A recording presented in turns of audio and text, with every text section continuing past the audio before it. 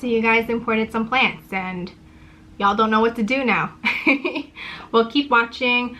I will go through my care tips on how I acclimate my plants.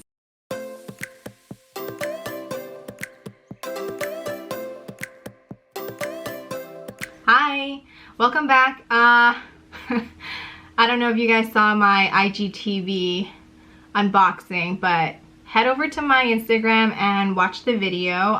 You're gonna see that I got some imports in from Equiflora.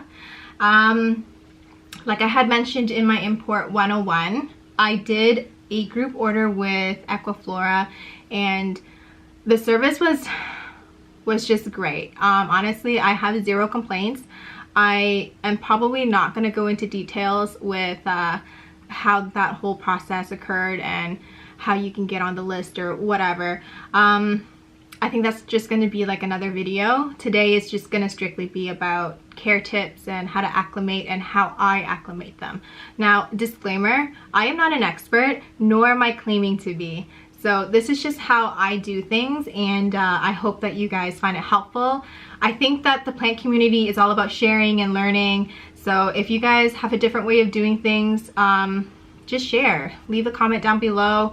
If you agree with some things, you know, give me a thumbs up. If you don't agree with some things, don't thumbs down me. Just you know, leave a comment. All right, so let's get started. Now, I'm gonna insert a clip somewhere so that you can see the current setup of my my plants. Now, when I first received the plants, I obviously went live and did an unboxing, and afterwards, and I cleaned up all my mess, I rinsed the roots and put them in water. That's all I did.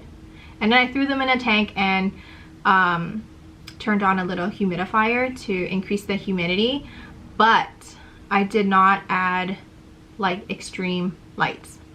And the reason for that is because your plants have gone through enough. You know, they've been ripped from its soil, dumped in chemicals, deep cleaned, and then thrown in a box for a few days, and now they're here. And I don't know where you are, but I'm in Canada and it is cold. These plants have been through enough, so I don't blast them with bright lights, because I just feel like everything needs to be transitioned very slowly. Personally, when I wake up in the morning, I don't really want to be hit with bright lights. It's just, that's just not how I want to get up. So I feel like my plants, they don't want to be hit with bright lights. Plus, I don't feel like they can like take all of that in, because it's just going to be more shock to them. They don't get bright lights, they get dimmed lights. So then day 2, I would just dump out that water and put in fresh water. And I just keep monitoring it until I notice that the leaves have perked up quite a bit. If you actually refer to my Instagram stories, originally the leaves, especially the Mamei, it was like kind of like limping and falling over. And then after, like, you know, the next morning, so within 12 hours the next morning, it had actually perked up quite a bit, and I had to remove the top, like the screen top for it, so that it could actually like come out of the box, because it was just perking up that much. What else? That's basically all I did the first 3 days. They've just been sitting in water. Oh, there's no heat mat. I don't believe in putting a heat mat in my tank, and the reason for that is because I am monitoring the roots. So sometimes when your plants are imported to you, you get no roots, and other times you get lots of roots, and you don't know the condition of your plants until like 1 to 2 weeks later, where you're going to see the decline, or you're going to see it perk up and do really well. So I don't add a heat mat to it. I feel like because I don't know which direction my plants are going, if you add a heat mat to your rotting roots, you're just gonna increase it to rot some more, and it's gonna rot really fast and you won't be able to stop it.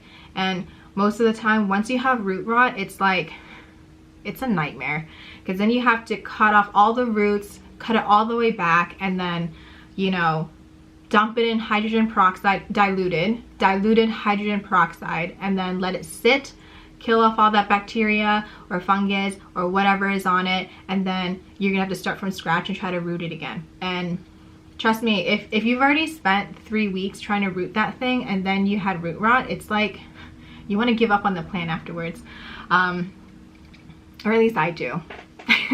I believe in survival of the fittest, so if you're not surviving under my care, I don't know what to do for you at this point.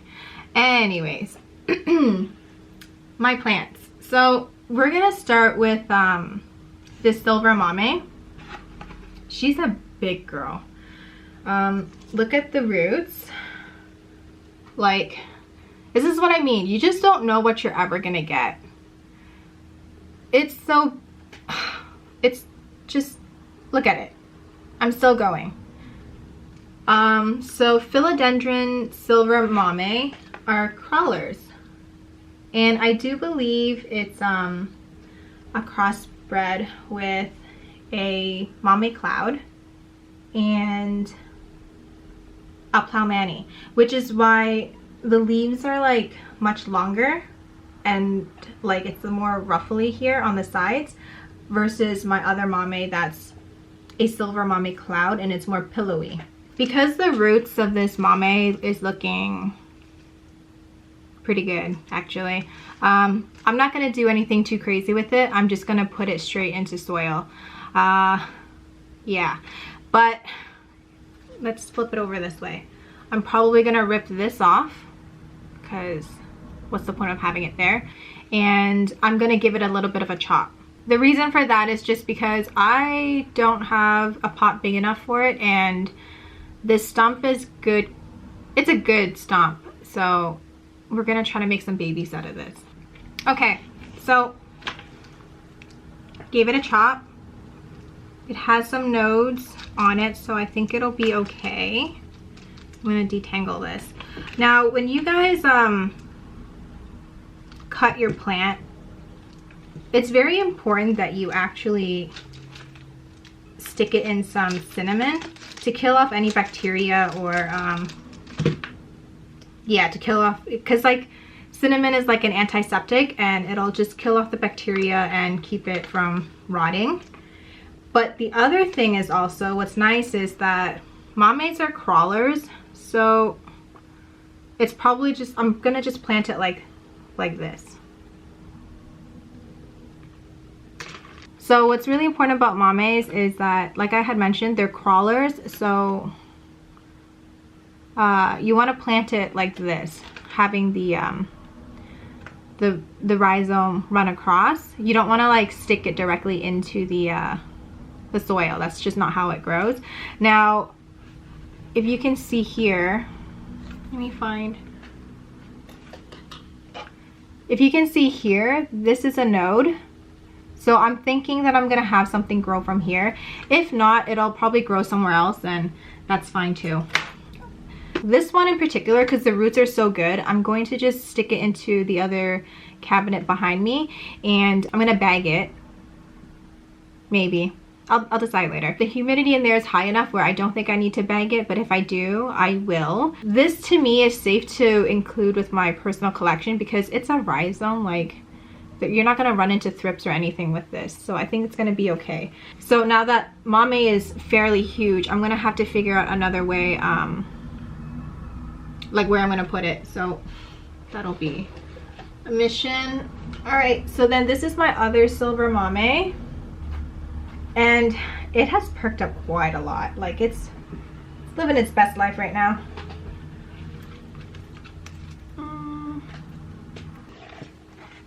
I'll be back.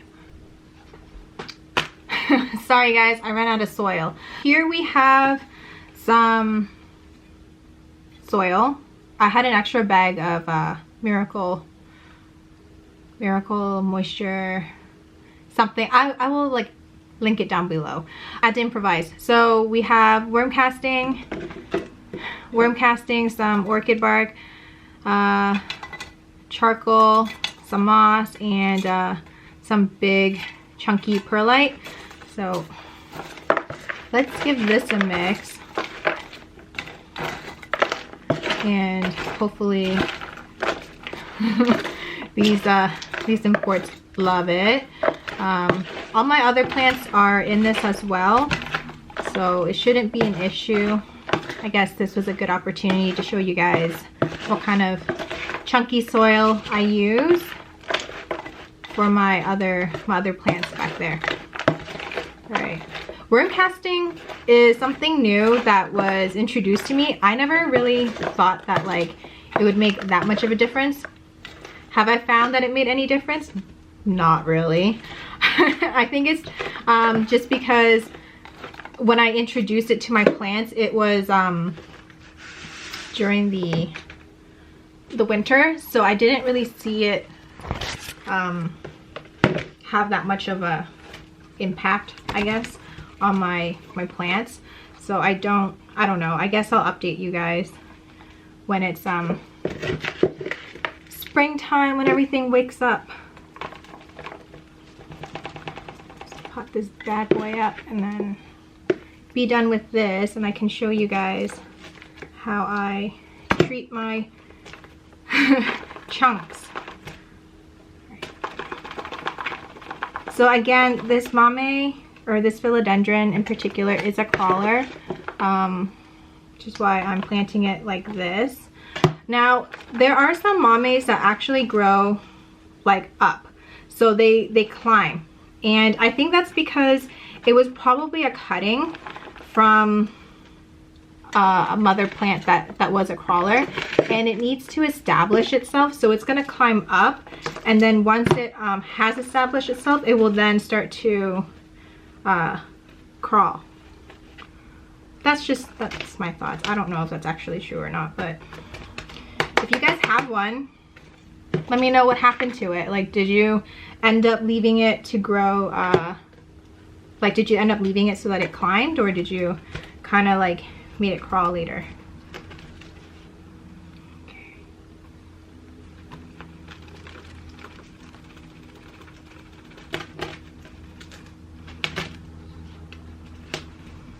Okay, I think once I put some water in here, it'll kind of stand a little bit better.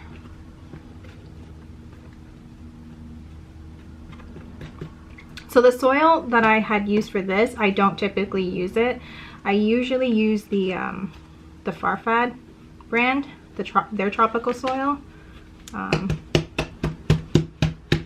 So hopefully this doesn't piss off my plants, and it does okay.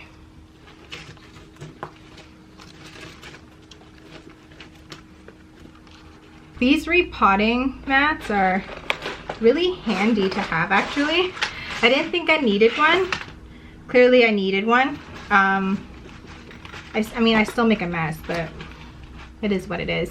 I actually made this myself, so if you guys are interested in purchasing one from me, send me a DM so I know like how many to get made.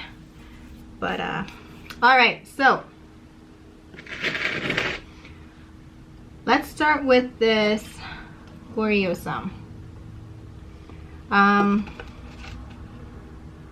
Gloriosums are also climbers, or sorry, Gloriosum are also crawlers as well. And look at the roots. It's so sad. Yeah. So we're gonna have to plant it like this. Because because this doesn't have as many roots as I would like, we're gonna have to put it in some moss. Actually,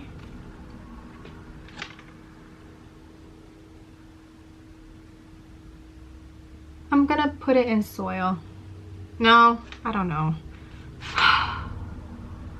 I'm gonna put it in soil. I don't know. We're going with soil, and if it doesn't work out, then I'm gonna cry and then put it in moss.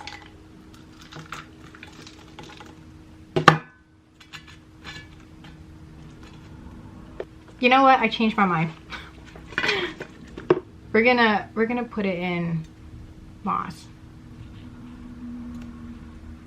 No, no, no. We're gonna leave it in soil. You know what? I changed my mind. I'll be back. I'm gonna go rinse this and put it in moss. I think it just needs just a little bit more help. Okay, sorry. I changed my mind. The reason for that is because it just looks so flimsy to me. I don't know. It's just, anyways. I changed my mind. It's going in it's going in moss. So I have here some moss that's been sitting in some water and super thrive. This, my friend, is considered too wet, okay? So if I'm able to do this,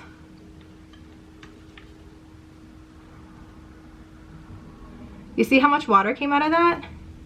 That's too wet. Don't put that in with your plant. You need to like squeeze out all that water and then use this part for your plant. Nope. So when you're doing this, you don't want to pack it in too tightly because it needs some aeration in order for it to continue to have circulation of air. Otherwise it will start to rot, and that is a disaster in itself as well. So, all right. I like to actually, I don't leave this like as is. I have a really hard time keeping my moss moist. So what I actually like to do is put it in a cup with leca. And if you had watched my previous video on ponds versus leca, I mentioned that I like to use this little, I don't know what you want to call it, this setup for propagation purposes and rooting. So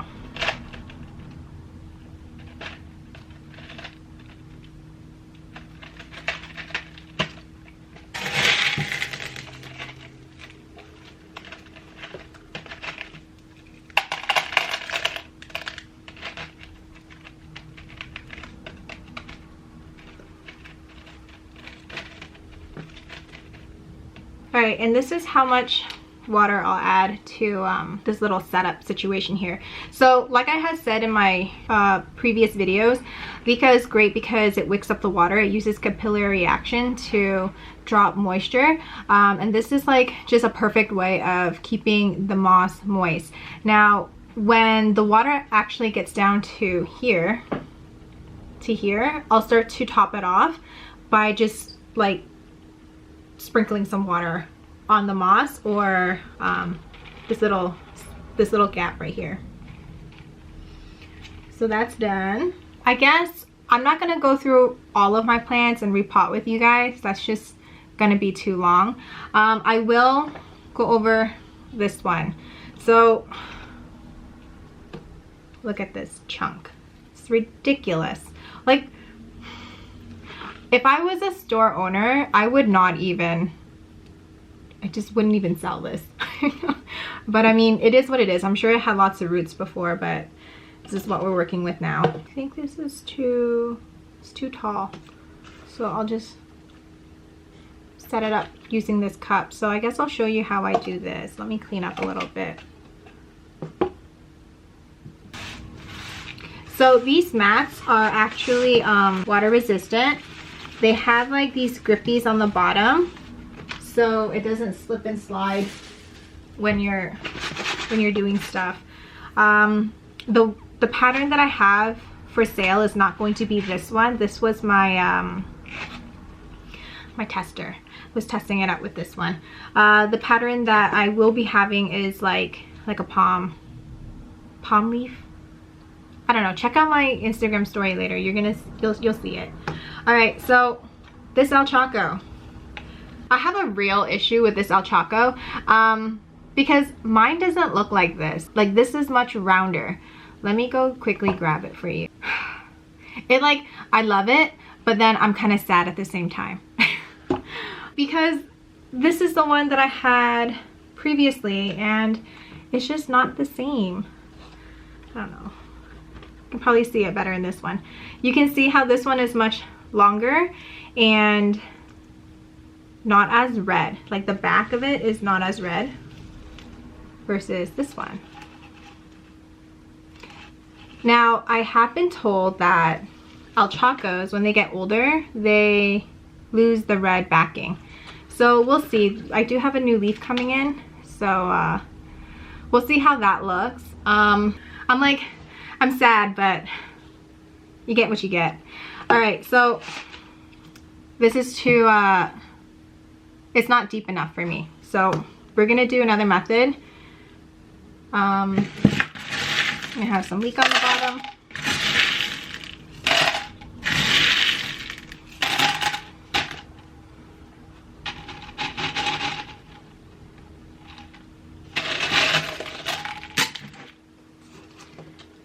Top it with some moss. And we should be good to go now. And there we go. So we're done here.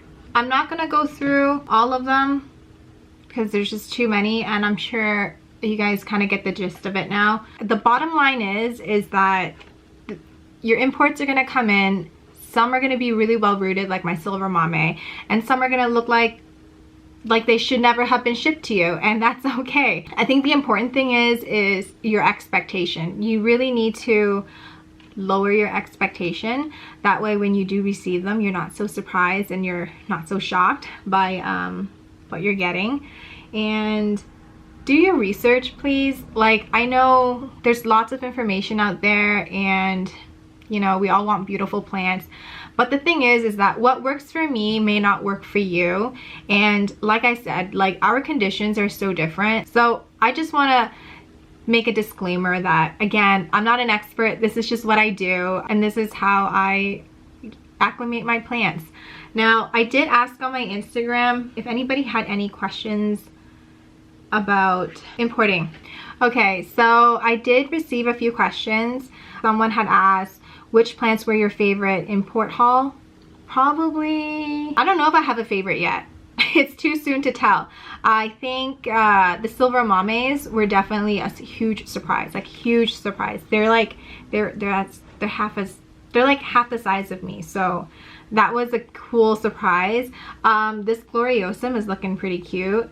Actually, maybe this silver pasta. Yeah, this silver pasta. It's like, I don't know. I think it was just the way it shipped in. Like, it's fairly perfect, in my opinion. The roots aren't so bad. It's silver. I'm like a huge fan of silvery leaves. Silver and velvet. That's the reason why I like love anthuriums, because their veinings is just, oh, beautiful. Oh, I lied. I do have a favorite. This anthurium. I can't pronounce it, so I'm sorry. I'll type it down below for you. Or I'm actually gonna list everything, like what I had received, so you guys know. Villenaorum, I think. I don't know. This is a very unique anthurium because it's the stem, or the petty. Yeah, the stem. Do you see how like flat that is? It's so different. I actually had a leaf, a baby leaf coming in, but it's dead, so I'm okay with that. Because look at this chunk. This chunk it's huge, and the roots are really good, so this is gonna go straight into soil. This is probably my favorite one because these anthuriums were a disappointment. Yeah, these guys were just a disappointment. I think the biggest disappointment was the El Choco. If you watched my video on Instagram, I got a lot of comments from you guys kind of laughing at me about how disappointed I was with it, and can you blame me? Like, I paid for a medium, and this to me is not a medium. This to me is a small. This to me is a medium. Medium, small. Medium, small. I mean, I've seen some other people who had bigger leaves than me, but I mean, you get what you get. Can't complain too much. Let's see who grows the fastest. So yeah, I think the El Choco was like the biggest disappointment for me. You'll see it. If you watch it, you'll see it. What else? What countries have you imported from? Thailand, Indonesia, and Ecuador now. Which seller has given you the best overall import experience? That's a tough one. And the reason for that is because that's a really tough one. So Indonesia, like I had said in my Import 101, please go watch it, guys. Indonesia's experience, the first time was great. The second time was a little bit of a hassle. And then the third time was just nothing happened. But the thing is that even though the process of getting my plants was a pain, the quality of plants just outweighed all that trouble, because it was like zero downtime to acclimate it. Like, I was able to acclimate them, they pushed off new leaves, and I was confident enough to, you know, sell them off. So in terms of which one is the most, I guess, easiest so far to order your plants, to get them shipped and in my hands, would probably be Thailand and Ecuador. Okay, so Thailand, if you ship with Thailand, they use Dragon Courier. So it, like, the whole process would just be you telling the seller what you want, and then they box it, they ship it, it comes straight to your door. There's no issues with that. That's great. Ideally, in a perfect world, that's like fantastic. Like, who doesn't want that? You just, it's like Amazon. You order it and then it comes straight to your door. But the quality of plants wasn't as nice. So that's why I'm kind of like weary. And with Ecuador, this time around was made very easy because they partnered up with Plant Runs. So Plant Runs, like I said in my other video, is like just amazing. They're like Uber Eats, but plants for me. Because they picked up my plants and then they delivered it to me. And again, that'll be like a whole other video on the whole process of it, so I'm not going to get into that today. So I'm kind of like, I don't know, it's your call what you think is better, because for me, I would much rather go through a little bit of a headache with, you know, customs and whatever, but know that my plants that are arriving in my hands are going to be perfect, versus getting everything delivered but it looks like seaweed. So I don't know, y'all are gonna have to make a judgment call on that one. When do you start to fertilize your imports? So I'm kind of okay, so when I got my plants, I told you I put them in water and I gave it like a drop of Super Thrive, and that's because it had roots. It didn't have a lot of roots, but it had some roots. Like, it doesn't have a lot of roots, but it has some roots, versus versus this. It has one root. So this one's a bad example. Versus this one got nothing. I'm not gonna put anything in that. Like, what's the point? Roots get water and nutrients for your plants. So adding Super Thrive or adding fertilizer to it is like wasteful to me, because there are no roots. So what are you doing? Like, I don't understand. I don't get that. If you guys, if you know, please tell me. I wanna understand why why people fertilize their imports right away, because I just don't see the point in it if it's a chunk. I feel like if it even has like one dinky little root, it'll benefit from a drop of Super Thrive. But for something that is just a chunk, I think that it's better to just give it the environment that it needs to produce roots. I don't know, that's just my opinion. You guys do what you want. Just don't come for me later. How do you root? What fertilizer process do you use? So like I had mentioned, how do I root? It depends. If it has absolutely nothing, I'm gonna just throw it in some moss and hope for the best. So these guys are gonna go into moss. These guys will probably go into moss as well, even though it has some roots, and that's because philodendrons are just, they're finicky.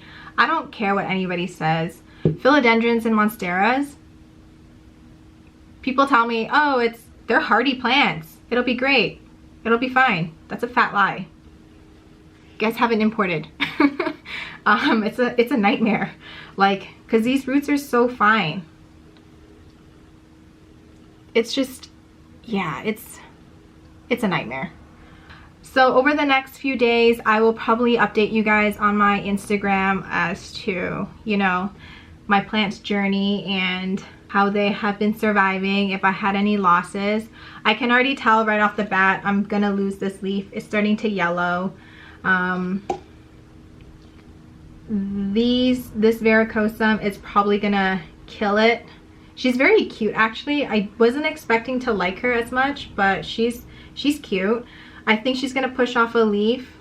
She has one kind of perking up, so I'm gonna leave her in moss, and once she develops more roots, I'm sure that leaf will come out. This guy will probably do awesome. I don't think I'm gonna have an issue with this silver pasta. This El Choco, even though it's small, it is in perfect condition. It's gonna give me a leaf. I know that. What else? This Gloriosum is iffy. I don't know, it could just be me. I feel like it's starting to yellow around the edges. I think I'm gonna have this leaf, like it's gonna stay intact, but it's not gonna be a cute leaf. I wish this leaf was cute, but it was probably damaged during shipping, so it is what it is. This Anthurium I think will be fine. It's really hardy. It's very firm, incredibly firm, way firmer than this one. So I think I'll be okay with this.